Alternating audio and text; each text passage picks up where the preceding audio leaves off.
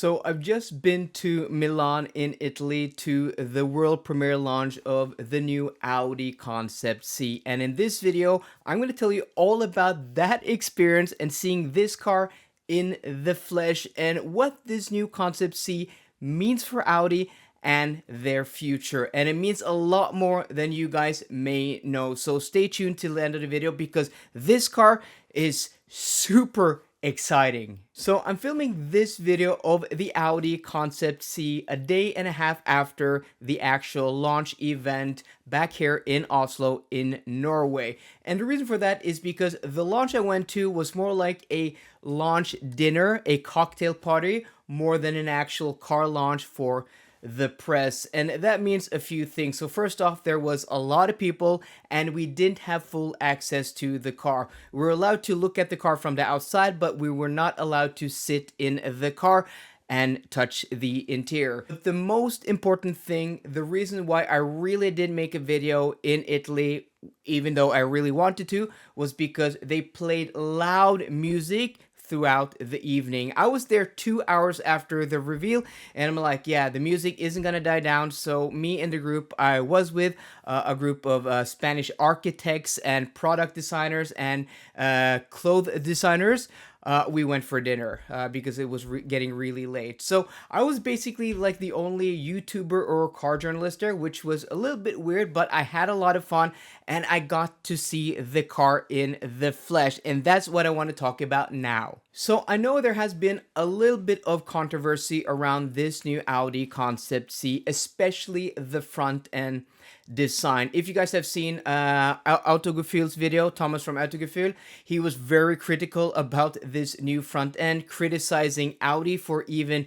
designing this as a concept, and he advised Audi not to go the route of this new front end. And before I tell you guys my opinion, let me know in the comment section down below what you think about the new front end of this Audi Concept C. So go ahead, and also give the video a like down there when you are already down there clicking. I'm gonna give you guys a second.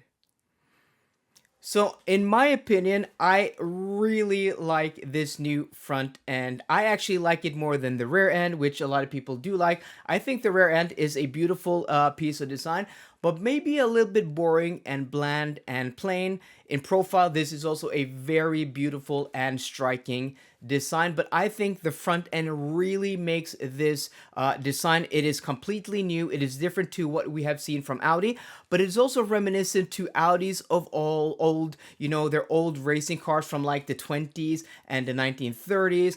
And I think it is a really cool piece of design. It is still very elegant, still very clean, and still very simple, but I think it just screams its own identity. Yes, maybe the proportions could be a little bit different. I was talking and hanging out with a Spanish interior designer, and he was like, at first, he really didn't like the front end.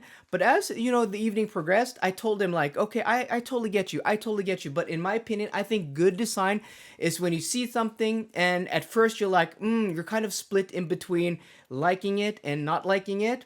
It doesn't immediately land, but after a while, it just sticks. And that is what this design has done for me in the beginning. At first I was like, that is interesting. But as the evening went on, I'm like, yeah, I really like it. And when I saw Thomas from Autogefühl's video yesterday evening, I'm like, I totally disagree with you, man. I think this is a beautiful, beautiful design. And also the second thing, this car was leaked like the day before. So when I'm flying down from Oslo to Milan, I'm sitting on a plane and I'm like, oh, is this the car I'm going to see? Because we didn't know anything ahead of time. It was totally secret.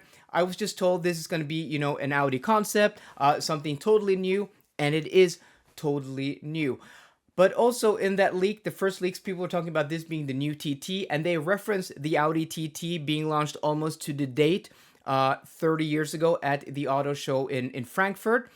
But this is a bigger car. This is more Audi R8 than it is Audi TT. It's much more masculine, and in the flesh, it is a bigger footprint, and it is so much more sporty and striking than any Audi TT I have ever seen in my life, even the latest generation. So I think this is much closer to, the electric R8. And what is really cool about this car is that this is going to be built on the same platform as the new Porsche Boxster and Porsche Cayman. So this is going to be the new sports car platform that Porsche are going to use for, we've seen a few, mules of the new upcoming Porsche Boxster electric version, and this is going to be built on the same platform. So this is probably going to be very closely related. These two cars, like the Audi e-tron GT, is to the Porsche Taycan. Both cars I've owned. I own a Porsche Taycan Cross Turismo now, and before that I had an Audi e-tron GT. So I really know about, these differences in Porsche when they use the same platform from personal experience, and I'm really, really excited. But what is really cool, except for the design, except for this being a new platform, and we do know very little. Like when I went to the launch, they didn't tell us anything about anything. What I've learned is from videos I've seen online and also articles. So what's really cool, except for the specs, that we know that this is going to be a car that's going to come in around 1,700 kilos. And also it's going to be available with either rear-wheel drive or all-wheel drive. And I'm guessing the battery pack is going to be somewhere in the vicinity of 70 to 80 kilowatt hours usable, it having that weight figure. But what's really cool, except for this design, except for it being a roadster, a Low-Slung sports car, a replacement for the R8 possibly, and also it being related to the next generation of Porsche sports cars, is the interior. And this is a real return to form for Audi, because Audi have been really under fire lately, especially, with the Q6 e-tron, the A6 e-tron, and other Audi products when it comes to interior quality. I've been very critical here on the channel, having owned several Audis, having been grown up on Audis. I had an Audi e-tron GT a few years ago. I had an Audi e-tron 55, and also I've had an Audi A4 like in recent memory, and from modern Audis.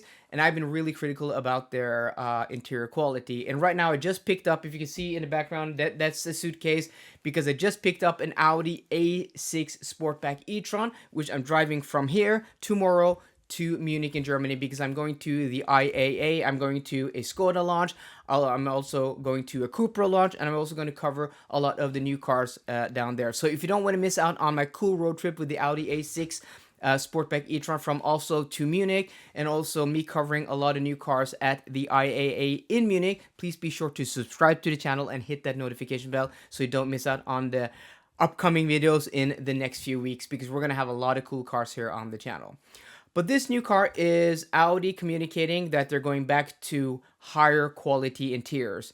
They're going to do more of a simple design, with smaller screens and more curves, better materials, more Bauhaus, which is what Audi is known for. They're very clean Bauhaus German design, and also back to physical and clicky buttons. They're going to move away from glossy black plastics, as we saw with this Audi Concept C. There's not a single surface in that interior which is covered in glossy black plastic. So I think that is the most exciting thing about this car, is Audi's return to focusing on exterior design, interior design, and also interior quality and physical buttons, and going away from, the large screens, as I have in this Audi A6 e-tron Sportback, which is something I like. I like the infotainment system, but I would rather have, an interior that is closer to the Audi e-tron GT, or my personal vehicle, the Porsche Taycan Cross Turismo. So guys, let me know what you think about this new Audi Concept C. I'm really excited about it. In the flesh, this is one of the most striking and beautiful car designs I've seen in recent history. And also, I just spent a week in the MG CYBERSTER Roadster, which is an electric convertible. I had a blast. I'm going to link my review of that car down below. So personally, I'm really into like convertibles or roadsters.